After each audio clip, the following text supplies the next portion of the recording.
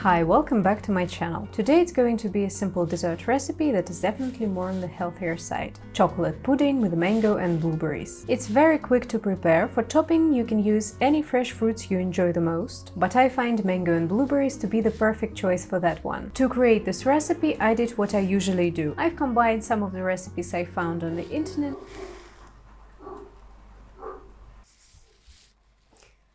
Apologies, that's our neighbor's dog. I've combined some of the recipes I found on the internet and corrected ingredient proportions for my taste. I am so sorry, it's raining so heavily outside. I think you can definitely hear it. In most cases, you can definitely find all the necessary ingredients for making the base of this pudding. This recipe is 2 large servings or 3 smaller servings. So without further ado, let's get to it. At this point there is no need to add ingredients in any particular order. I'll start with 2 egg yolks and add them to my saucepan. Then I'm carefully dumping in 25 grams of Dutch processed cocoa powder, then 40 grams of sugar and about 8 grams of natural vanilla sugar. You can substitute it with vanilla extract but a bit later on. Then about 1/4 teaspoon of salt and 25 grams of cornstarch. Mix it all together. Start slowly to not get your cornstarch flying all over the place. Also, I should certainly buy a normal whisk, because I use my hand blender attachment instead. Then add 500 milliliters of milk. Also, keep in mind that non-fat milk can make your pudding flavor a bit less rich. Next thing I did was adding a flavoring. 1 teaspoon of natural orange oil by Simply Organic. Please note that in other recipes I've seen, it's advised that you should add your flavors later, after the pudding is just removed from the heat. I forgot about it this time, but didn't notice any difference in the end. So I don't think it matters all that much, but maybe it'll be safer to add it in the end, just in case. So, important advice, mix it all thoroughly before turning on the heat. The right setting for my stove is number 4 on the heat scale. It's basically medium heat. Then I'm setting a timer for 8 minutes, but it can be easily done in 6, so please keep watching it and stir continuously. I don't recommend you to turn the heat up or stop stirring. It can cause this mixture to burn very quickly.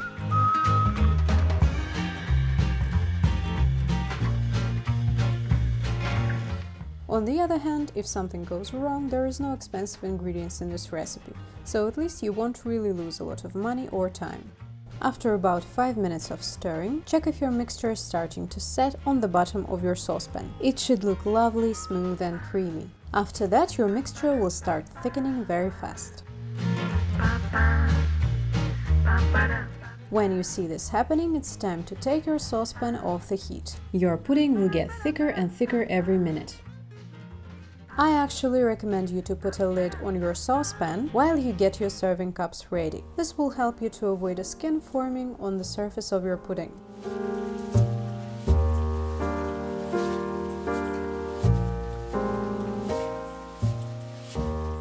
Carefully fill a bit more than 2/3 of your cups or jars with the chocolate mixture. I ended up with 2 large cups, but I can usually eat only half of that serving at once.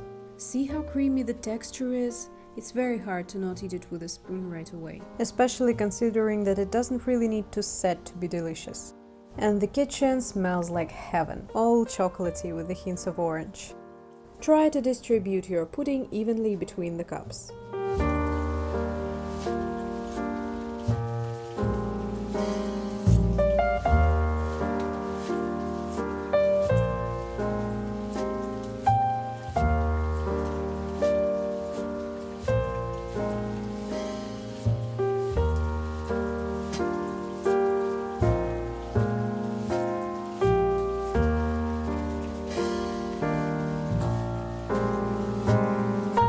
Look how it jiggles, I love it.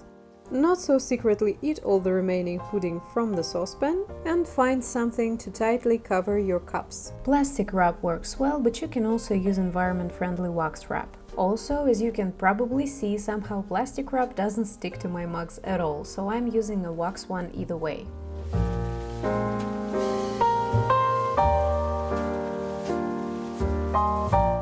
Wait until your pudding is cooled down before putting it in the fridge. The next morning they are certainly done, so let's make some fruit toppings.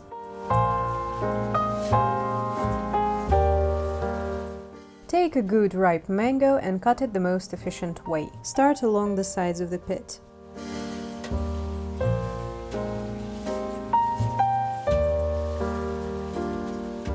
Make a few cuts, but don't cut through the peel. Also try to be careful to not cut your fingers. Mangoes are slimy. Then open it up. It should look something like this. Use a spoon to pick up the flesh and put it right on top of your puddings. The only thing I haven't thought through is that if your mango is nice and ripe, there is quite a lot of juice leaking into the chocolate, and that can make tops of your pudding a little bit watery. It doesn't affect the deliciousness of that dessert in any way though. Then my phone fell, but this shooting day was a mess already, so I wasn't surprised. I reattached it and proceeded with the other side of the mango. By the way, if you don't have a mango, banana will work just as great.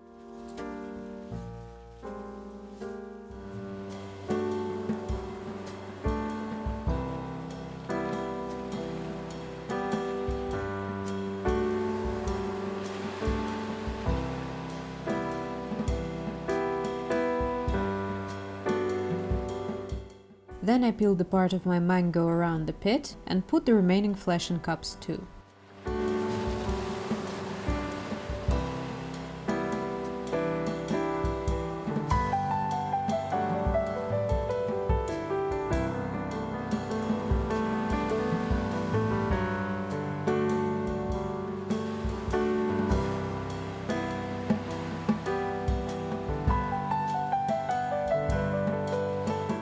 All that's left goes to the separate bowl because I'm not wasting any mangoes.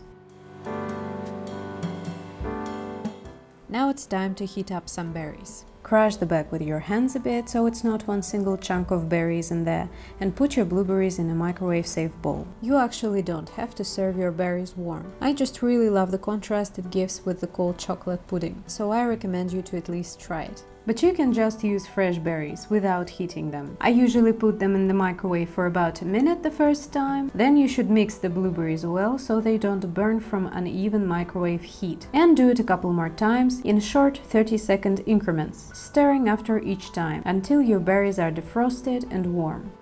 I measure my blueberries by eye, maybe about a cup of frozen ones, because they get smaller when defrosted.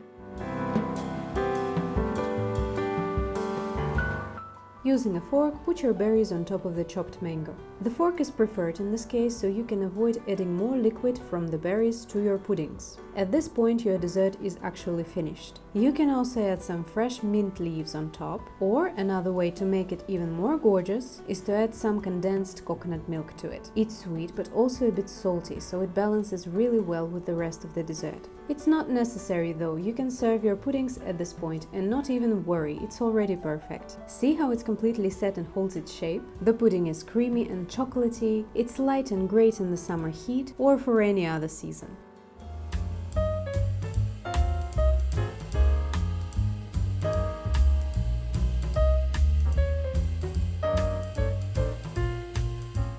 The second mug is already eaten by my boyfriend, I've just had some lunch and finally ready to indulge in it myself.